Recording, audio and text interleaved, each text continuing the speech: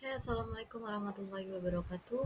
Perkenalkan, nama saya Konita Zahro. Saya dari jurusan manajemen, kuliah di Universitas Bina Sarana Informatika.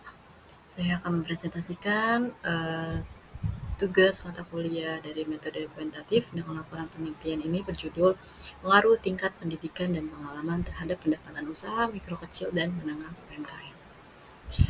Latar belakang dari UMKM ini adalah sebagai pergerakan utama pertumbuhan ekonomi. UMKM ini menyumbang lebih dari 60% PDB dan menyerap lebih dari 90% tenaga kerja nasional. Namun, meskipun kontribusi yang signifikan, banyak UMKM yang menghadapi berbagai tantangan dalam meningkatkan pendapatan dan daya saing. Nah, salah satu faktor yang dapat mempengaruhi kinerja UMKM adalah tingkat pendidikan pada pemilik atau pengelola usaha yang seringkali berkolerasi dengan kemampuan manajerialnya, pemahaman pasarnya, inovasi dan pengembangan produk. Selain dari pendidikan, pengalaman juga dapat menjalankan usaha yang berperan sangat penting. Pengalaman tidak hanya mencakup pengetahuan teknis tentang produk atau jasa yang ditawarkan, tetapi juga keterampilan dalam mengelola sumber daya, pemasaran, pembangunan dalam membangun jaringan.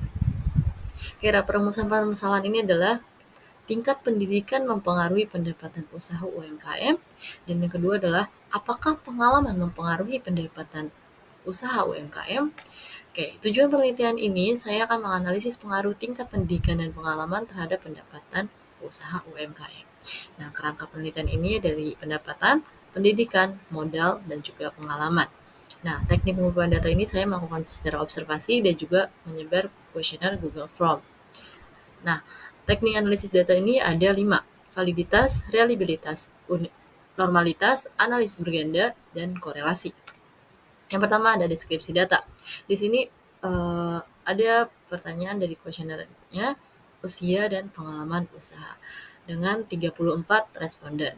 Nah, paling banyak ini responden di umur 20 sampai 25 tahun dengan pengalaman kurang dari 1 tahun. Lalu di sini ada uji validitas yang sudah saya cek pada X1.1, X1.2, X1.3. Di sini variabel X-nya di percent correlation adalah 0,730. X1.2-nya adalah 0,802, X1.3 ini 0,726. Lalu X1.4 ada 0,746, dan di sini kita lanjut ke X2.1, yaitu percent correlation-nya adalah 0,740, X2.2-nya adalah 0,705, X2.3-nya adalah 0,608, X2.4-nya adalah 0,726. Lalu kita lanjut ke Y. Di uji validitas Y ini, percent correlation-nya yang pertama ada 0,797, Y2-nya adalah 0,723, Y3-nya adalah 0,893, dan sampai ke bawah variabel Y percent correlation-nya adalah 1. Nah, uji validitas ini melakukan dengan rumus mutlak untuk melihat R tabel di sini. Nah, rumusnya adalah N dikurang 2. N itu banyaknya data dikurang 2. Nah, tadi kan responden saya adalah 34 jawaban. Nah, dikurang dari rumusnya itu 2, menghasilkan 32. Kita lihat, kita menggunakan tingkat signifikan untuk uji dua arah, yaitu 0,05. Di sini 32 responden adalah hasilnya 0,338. Berarti yang tadi sebelumnya dari uji validitas ini adalah melebihi dari X1.1 ini, percent correlation-nya melebihi dari 0,338 pada rumus tabel R tabel. Ada 0,730, lalu X2.2 yang juga 0,705, uji validitas D-nya juga lebih dari 0,338. Oke, kita lanjut ke uji normalitas. Di sini ada deskripsi normalitas dulu. Uji normalitas ini digunakan untuk menguji apakah dalam model regresi variabel pengganggu atau residual memiliki distribusi normal.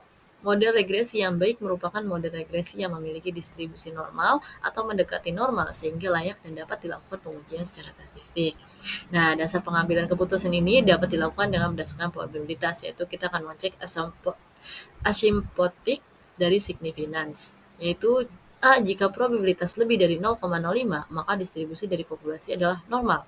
Tapi, jika probabilitas kurang dari 0,05, maka populasi tidak berdistribusi secara normal. Kita lihat di sini dari uji normalitas yang sudah saya hitung, asim sigtu T0-nya adalah 0,107. Sini ya. Nah, kita lihat di sini. Berarti dia lebih dari 0,05. Karena di sini 0,107. Berarti lebih dari 0,05. Nah, berdasarkan hasil uji normalitas ini diketahui nilai signifikan ini 0,107 lebih besar dari 0,05. Berarti disimpulkan bahwa nilai distribusi residual distribusi ini adalah normal. Oke, kita lanjut ke uji reliabilitas. Di sini ada case processing summary, X1 reliabilitas, statistik X1, X2, dan Y. Kita lihat deskripsinya dulu. Uji reliabilitas ini untuk menguji konsisten instrumen menggunakan koefisien alpha Cronbachs dan memiliki tingkat keandalan yang dapat diterima atau reliable. Nah, apabila alpha Cronbachs ini lebih dari 0,60, maka variabel dinyatakan reliable. Nah, apabila alpha Cronbachs kurang dari 0,60, maka variabel dinyatakan tidak reliable. Nah, kita lihat di sini. Tadi kan penjelasan adalah uji reliabilitas untuk menguji konsistensi instrumen menggunakan koefisien alpha Cronbachs. Nah, di sini dengan processing summary-nya, lalu alpha Cronbachs-nya di sini ada 0, X1-nya adalah 0,796, X2-nya adalah 0, tidak terlihat 79. Lalu di sini alpha Cronbachs Y-nya adalah 0,801. Berarti dia lebih dari alpha Cronbachs-nya lebih dari 0,60.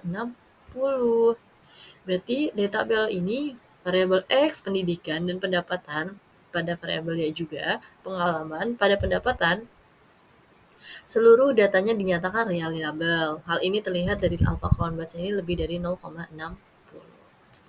Karena kita lanjut ke uji korelasi. Di sini uji korelasi adalah ukuran statistik yang menunjukkan sejauh mana dua variabel memiliki hubungan linear satu sama lain atau ketertarikan satu sama lain dalam menguji hubungan linear antara variabel X dan Y, positif atau negatif, dapat menggunakan pendekatan tersebut. Nah, di sini ada korelasi positifnya jika 0,0 sampai 0,5 adalah lemah. Nah, 0,5 ini disedang, 0,5 sampai 1,0 itu kuat, tapi lebih dari 1 itu adalah sempurna. Di sini korelasi negatif dan korelasi positifnya. Kita lihat di sini uji korelasinya. Variabel X pada pendidikan, di sini di pendidikan pada pendapatan. Dan variabel Y pendapatan pada pengalaman dan pendapatan. Nah, dikatakan berkorelasi positif kuat. Hal ini dapat dibuktikan melalui nilai percent correlation dari kedua yang memiliki nilai pedoman derajat hubungan sebesar, di sini ada percent correlation-nya adalah 0,485, sini 0,8485. Lebih dari 0,5 itu dinyatakan kuat. Oke, kita lanjut ke uji regresi berganda. Di sini ada hasil dari sig, beta, B. Kita lihat ini dulu. Deskripsi regresi berganda ini A-nya adalah 2938, pendidikannya 0,371, pengalamannya adalah 0,405. Nah, dari contohnya di sini adalah A 2902,938, B-nya 0,371 ditambah 0,45. Kemudian akan memperoleh persamaan regresi sebagai berikut. Jadi Y, rumusnya adalah Y, A tambah B titik X1 ditambah B titik X2. Nah, interpretasinya adalah nilai A ini sebesar 2,938 merupakan konstanta atau keadaan saat variabel loyalitas konsumen belum dipengaruhi oleh variabel lainnya atau variabel harga X1 dan produk X2. Jika variabel independen tidak ada, maka variabel loyalitas konsumen tidak mengalami perubahan. Nah, yang B1-nya, sini X1, nilai koefisien regresi X1-nya di pendidikan 0,371. menunjukkan bahwa variabel pendidikan mempunyai pengaruh yang positif terhadap loyalitas konsumen, yang berarti bahwa setiap kenaikan satu satuan variabel harga akan mempengaruhi loyalitas konsumen sebesar 0,371, dengan ini bergerak secara konstanta. Nah, B2-nya adalah koefisien regresi X2 pengalaman 0,405,